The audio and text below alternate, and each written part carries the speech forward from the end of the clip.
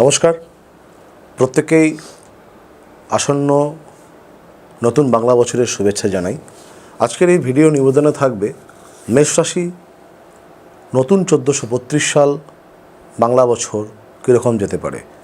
আমরা প্রত্যেকেই জানি মেষ রাশি এই মুহূর্তে শনির 7.5 প্রথম চরণে প্রবেশ করেছে। অনেকে ভয় ভীতির মধ্যে আছে।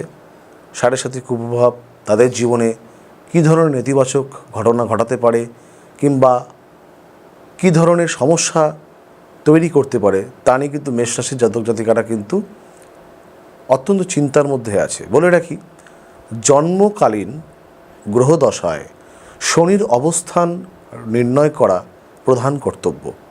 যদি শনি মহারাজ আপনাদের জন্মছকে জন্মকালীন ভালো অবস্থায় থাকে তাহলে 7.5 কোনো নেতিবাচক প্রভাবই কিন্তু আপনাদের থাকবে না। কিন্তু আপনাদের কালপুরুষের যেহেতু মেষ রাশির সাপেক্ষে দ্বাদশভাবে একাধিক গ্রহ এই মুহূর্তে সহাবস্থানে আছে, কিছু সমস্যা তো অবশ্যই থাকবে। তার সাথে যেহেতু চতুর্থভাবে মঙ্গল নিচস্থ আছে, আগামী বিশেষ করে 7ই জুন পর্যন্ত মেষ রাশির সাপেক্ষে চতুর্থভাবে মঙ্গল নিচস্থ এবং আপনাদের সাপেক্ষে ষষ্ঠভাবে কেতুর অবস্থান, দ্বিতীয়ত বৃহস্পতি থাকলেও সেটা তৃতীয়ভাবে প্রস্থান করবে অল্প কিছুদিনের মধ্যেই।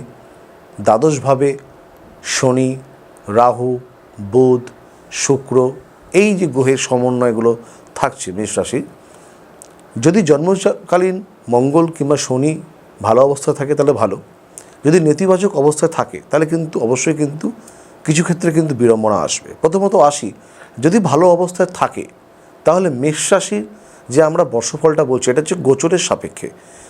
জন্মকালীন দশা যদি আপনাদের নির্ণয় করতে হয় তাহলে কিন্তু ফলাফলটা মোটামুটি 100% অবশ্যই কিন্তু মিলবে। কিন্তু যেই রাশিফলটা আমি বলবার চেষ্টা করছি সেটা কিন্তু কেবলমাত্র গ্রহগণের বর্তমান গোচরের ওপর দাঁড়িয়ে, তাই কিছু ক্ষেত্রে কিন্তু ফলের তারতম্য ঘটতেই পারে। আর 10 বছরের জাতকের জন্য মেষ রাশির যেটা ফলাদেশ হবে সেটা 50 বছরের জাতক জাতিকাদের জন্য একই যে হবে তার কিন্তু কোনো মানে নেই। কারণ আপনার গ্রহের জন্মকালীন অবস্থান, আপনার এই মুহূর্তে চলার দশা অন্তর্দশা, নবতারা চক্রে গ্রহেদের প্রাপ্ত নক্ষত্র, তারা, এগুলো প্রত্যেকটি কিন্তু বিচার্য বিষয়। যাই হোক, ওভারঅল একটি বার্ষিক রাশিফল বলতে গেলে এটাই দাঁড়ায় সারাটি বছরই কিন্তু কম বেশি মানসিক অশান্তি, চাঞ্চল্য আপনাদের থাকবে। কিছু ক্ষেত্রে রক্তপাতজনিত সমস্যা, উদর পীড়া, অস্ত্রোপচারজনিত সমস্যা মেষ রাশির জাতক জাতিকারা কিন্তু পাচ্ছেন। কোনোভাবেই কিন্তু সমস্যা থেকে দূরে সরে থাকতে একেবারেই পারবেন না।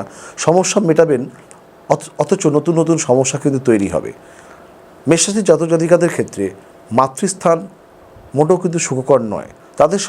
তাদের স্বাস্থ্য সম্পর্কে অতিরিক্ত বাড়তি সতর্কতা অবলম্বন করতে হবে। যারা বিদ্যার সাথে শিক্ষার সাথে যুক্ত আছে, পড়াশুনো নিয়ে আশানুরূপ ফল লাভ নাও হতে পারে। অনেক ক্ষেত্রে বছর নষ্ট কিংবা কোনো একটি বিদ্যার মধ্যে দিয়ে আমি যাচ্ছি, কোনো একটা উচ্চশিক্ষার মধ্যে দিয়ে যাচ্ছি, হঠাৎ করে মত পরিবর্তন হতে পারে মেষ রাশির জাতক জাতিকাদের জন্য। দূরপথে যদি যাত্রা করতে হয় তাহলে বাড়তি সতর্কতা কিন্তু অবলম্বন করতে হবে। শত্রু পীড়ন কিন্তু আপনাদের প্রত্যেকটা মুহূর্তে থাকছে। তবে হ্যাঁ, কিছু ক্ষেত্রে বিলম্বিত হলেও কোনো কাজ হঠাৎ করে কিন্তু সফলতা আসবে। যদি গুরুজন কর্তৃক কিছু সফলতা কিন্তু আপনারা পেতে পারেন। উত্তরাধিকার সূত্রে কিছু প্রাপ্ত সম্পদ, বৈষয়িক কিছু জিনিস কিন্তু আপনাদের প্রাপ্তিতে কিন্তু থাকতে পারে। নতুন বাড়িঘর তৈরি করবার ক্ষেত্রে যদি যারা অগ্রসর হতে যাচ্ছেন তারা অতি অবশ্যই জুন মাসের পরে কিন্তু চিন্তাভাবনা করবেন। কারণ চতুর্থভাবে যেহেতু মঙ্গল নিচস্থ আসে, তাই বাস্তুজনিত কিছু সমস্যা কিন্তু ব্যাপক হারে কিন্তু আপনাদের থাকছে। তাই যে কোনো ধরনের ক্রয়, এমার্জেন্সি যদি কিছু যানবাহন হোক, বাড়িঘর হোক, সেগুলো কিন্তু অবশ্যই কিন্তু জুন মাসের 7 তারিখের পরে করতে হবে।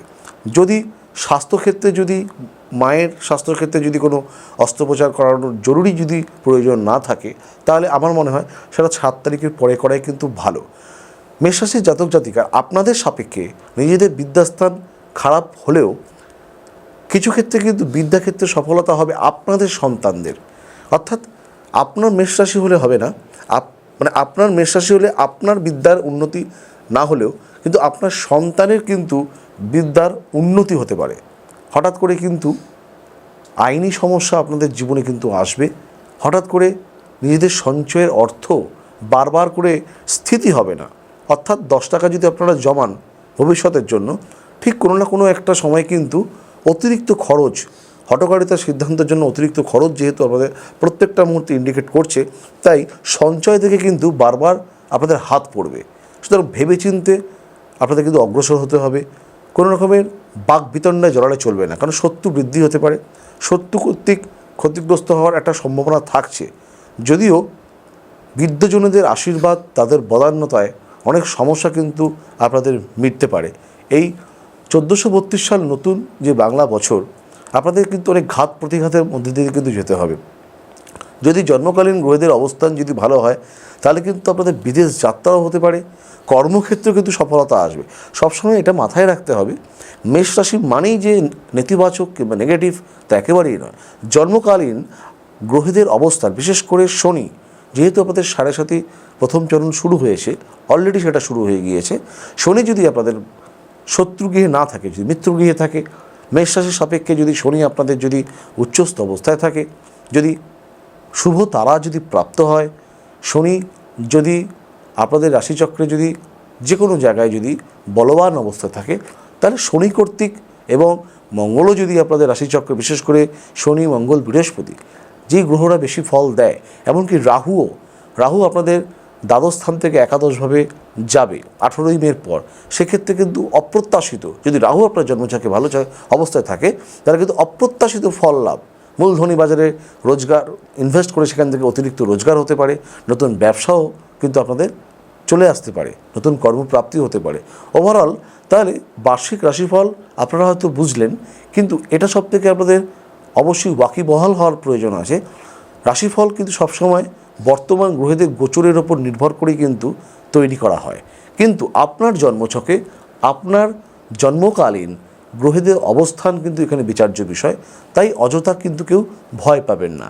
যেহেতু মঙ্গলের বছর চলছে ইংরেজি মতে, তাই 9 সংখ্যাকে বাংলায় লিখে নিজের কাছে রাখতে পারেন। লাল রঙের ব্যবহারটা একটু বেশি করবেন।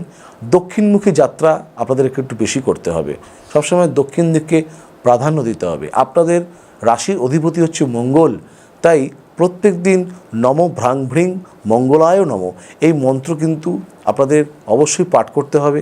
যদি পঞ্চমুখী হনুমান পুজো আপনারা করতে পারেন, কিছু ক্ষেত্রে দক্ষিণা কালী পুজো করতে পারেন, যদি ব্রতকথা যদি পালন করতে পারেন, তাহলে কিন্তু মেষ রাশির জাতক জাতিকাদের অত্যন্ত ভালো সময় যেতেই পারে। বিশেষ করে 3 সংখ্যা এবং 9 সংখ্যা আপনাদের সারা বছর কিন্তু শুভ বলে বিবেচিত হয়েছে। এবং লাল রং, কমলা রঙের ব্যবহার কিন্তু আপনারা কিন্তু বেশি করে করবেন। এবং সবসময়ের জন্য বয়স্ক যে সকল ব্যক্তি আছে তাদের সাথে সৎ ব্যবহার বজায় রাখবেন। মঙ্গলের কিছু দান, যেহেতু মঙ্গল আপনাদের অধিপতিকারক গ্রহ, কোনো প্রাজ্ঞ ব্যক্তিকে দিতে পারেন। লাল বস্ত্র দান করা যেতে পারে, তামার যে কোনো জিনিস, তামার কোনো রকমের বাসন কিংবা তামার যে কোনো ধরনের অর্নামেন্টস আপনি আপনার প্রাজ্ঞ ব্যক্তিকে দান করতে পারেন। মুগের দানা প্রাজ্ঞ ব্যক্তিকে দান করতে পারেন। প্রত্যেকেই ভালো থাকবেন, সুস্থ থাকবেন, প্রত্যেকের জীবনের সফলতা কামনা করছি। নমস্কার।